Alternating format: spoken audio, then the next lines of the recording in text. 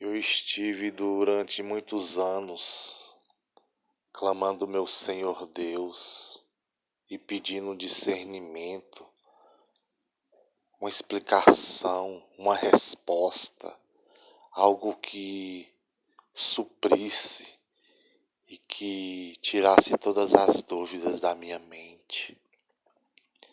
E perguntei a Ele a respeito do que realmente aconteceu no céu. Então me veio a palavra do Senhor, de Ezequiel 28 e Isaías 14. Trata-se da primeira rebelião e da primeira guerra, a rebelião de Lúcifer e a guerra dos céus. No princípio, quando Deus criou a sua criação, criou do melhor, tudo perfeito. Não havia tempo início, nem tempo fim. Era apenas os dias da eternidade. E tinha colocado nesse anjo que ele criou, o querubim Lúcifer, que ele era o querubim da guarda, aqueles que protege o trono de Deus, que sustenta. Ele colocou algo especial nele. Colocou a sinfonia da música, do som. Colocou essa unção, essa porção especial da ressonância. Só que o Lúcifer, ele sempre foi muito curioso e perguntava para o Pai as coisas a respeito da criação, e o Senhor Deus, como um bom pai, o respondia. E aí chegou o ponto em que ele almejou ser semelhante. A palavra fala, muitos dizem, ele aí, o diabo, Satanás, queria ser mais do que Deus. Não, a palavra é muito clara. Ele queria ser com somente semelhante, que a palavra diz. Subirei acima, e tu dizias em teu coração, subirei acima das mais altas nuvens, das bandas do lado do norte, acima das estrelas de Deus, acima das mais altas nuvens, se exaltarei o meu trono e serei semelhante, apenas semelhante ao Altíssimo, ele queria ser. Mas o Senhor não permitiu, porque o Senhor não divide a sua glória com ninguém. E nessa rebelião do Lúcifer, ele foi alegando ali as coisas e foi tendo apoio ali que realmente ele teve da terça parte dos céus.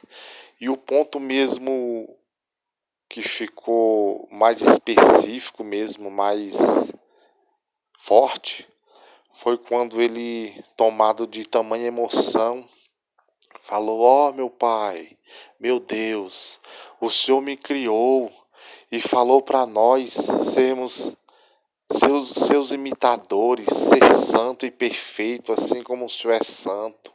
E agora eu desejo ser semelhante ao Senhor e o Senhor não permite. Por quê? Deus falou, não permito, que só eu sou Deus e fora de mim não há Deus. Aí foi onde ele pegou e alegou e acusou, falou: o Senhor Deus é imperfeito, o Senhor fez imperfeição. Aí todos, por que imperfeito? Ele falou, o Senhor me criou, colocou o desejo no meu coração, me deu o livre-arbítrio e o poder de escolha. E agora que eu desejo ser semelhante ao Senhor, o Senhor não aceita. Aí a palavra diz em Apocalipse que houve peleja no céu. O dragão, antiga serpente, chamado Diabo, Satanás, pelejava com seus anjos. E Miguel também pelejava com seus anjos. E nesse tempo o entendimento veio que ainda não existia o arcanjo Miguel. Mas a partir do momento que ele proclamou, o diabo proclamou, dizendo que eu subirei acima das mais altas nuvens e serei semelhante ao Altíssimo. Aí não deu outra. Deu só clamou o verbo, só falou assim, ó. Miguel! Que significa Miguel? Miguel significa não existe ninguém acima de Deus. E Miguel é o único semelhante a Deus. E aí foi o Miguel que deu a o golpe fatal nele. Aí Deus falou, ó, você quer inventar a moda, quer... E nisso ele falando para os seus anjos, Satanás falou, ó, se vocês me apoiarem na minha rebelião aí, eu vou dar tal coisa para vocês e tal, vocês vão fazer um mundo novo, do nosso jeito aí, ó, eu faço melhor. Tinha uma coisa ali que tinha, vamos supor, uma flor ali, uma planta, uma criatura. Ele falava, olha aqui, ó, tá vendo isso aqui? Dá para fazer melhor, colorido, ó, dessa cor. Então, sempre ele teve essa coisa de querer fazer sempre o melhor. Aí não deu outra. Quando ele tentou subir lá no Monte Santo, lá mesmo, para proclamar lá o trono dele, aí o Miguel pegou e pá, deu um golpe fatal nele, rachou ele lá, e aí que tem esse segredo aí do Big Bang, que fala a explosão do grande Big Bang, que foi aquelas coisas de tanta daquelas matérias, ouro, prata, tudo o pó cósmico das estrelas. Aí depois ele veio inventar as coisas aí no mundo aí, porque ele fez como uma espécie de um psicólogo.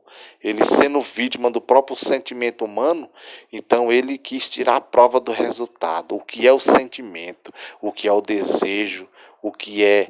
E aí ficou isso aí, ó, o verbo, a extensão do verbo aí, automático. O que é automático? Ó, fome, come, bota, chute, água, sede,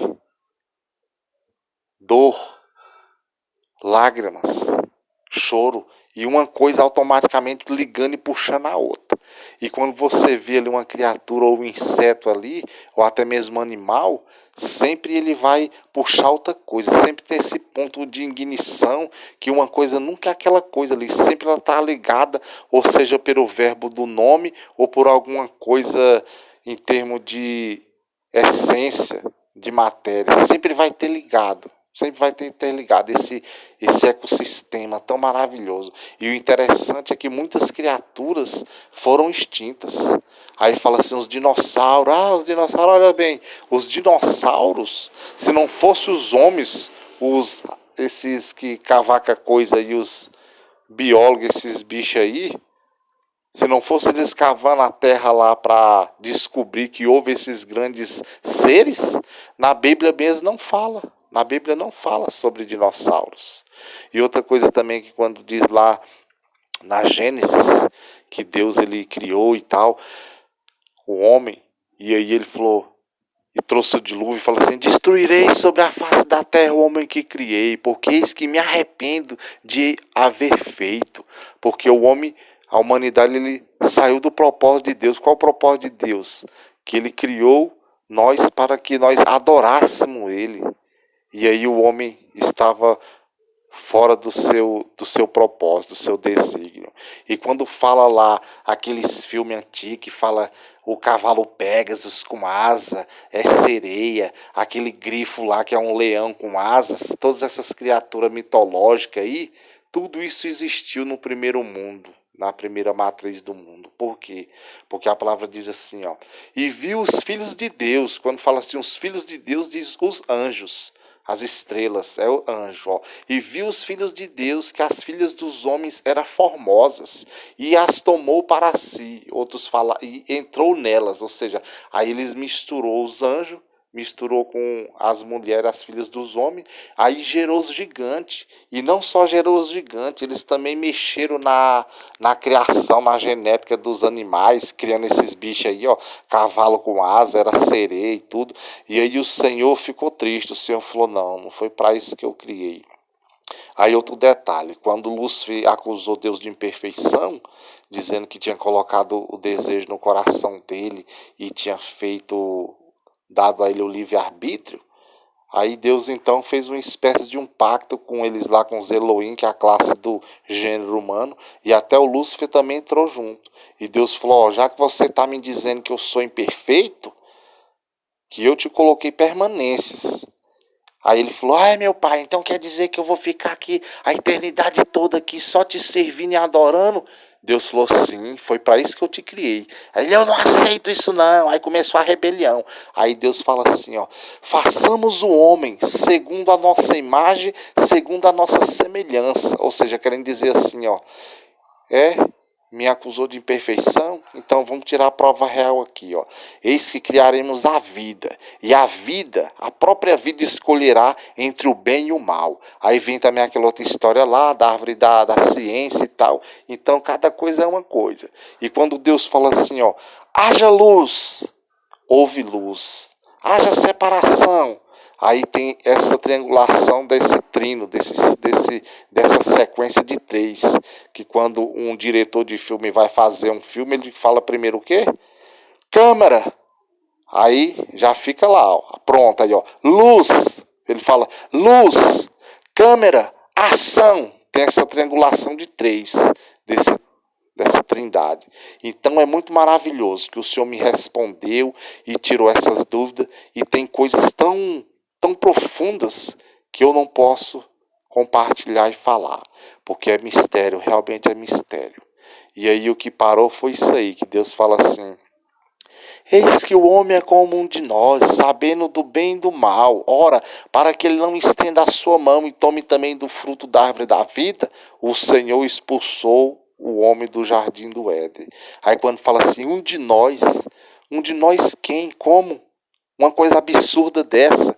Deuses imortais? Não, jamais. Não somos mortais, somos passageiros. Um de nós. Está lá até hoje essa exclamação aí, ó. Eis que o homem é um de nós. Aí a serpente fala para a mulher: foi isso que Deus disse? De todas as árvores não podereis comer? A mulher responde à serpente, fala, não. Deus falou que de todas as árvores do jardim poderemos comer, mas da árvore que está no meio do jardim, dela não podemos tocar nem comer, porque no dia que comerdes dela, nós morreremos. Aí a serpente fala, certamente não morrereis, porque Deus sabe que do dia em que dela comerdes, abrirão os vossos olhos e serão semelhantes a Deus, sabendo do bem e do mal. Então esse foi o segredo que teve, que o Senhor me trouxe essa paz, essa tranquilidade de explicar. O Espírito Santo veio discernimento.